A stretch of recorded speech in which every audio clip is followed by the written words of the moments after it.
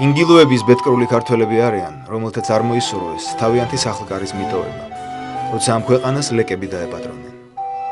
ინგილოები ქრისტიანები იყვნენ, მაგრამ შემდგომში მათ იძულებით მიაღებინეს მაჰმადიანობა, მაგრამ ძველი წესჩვეულებები ასე ადვილად არ ქრება და მიუხედავად იმისა, რომ უკვე 1 საუკუნეზე მეტია, რაც ინგილოები ლეკების ქვეშ ერდომნე არიან, ტრადიციამ მათ მაინც შეუნარჩუნა მეხსიერებაში ძველი სარწმუნოება, რომლის ზოგიერთ წესსაც ისინი საიდუმლოდ ასრულებენ, საუბრობენ ქართულად და როგორც მარწმუნებდნენ, დღესაც კი ბევრი მათგანი მალულად მიდის კახეთში, ბავშვების მოსანათლად და საზიარებლად.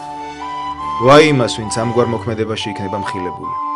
მთელი მისი ქონება და მრავალი წლის ნაოფლარ ნაჯაფი არ ეყოფა ფანატიზმით შეპყრობილი ბარბაროსი ბატონის გაუმაძღრობას.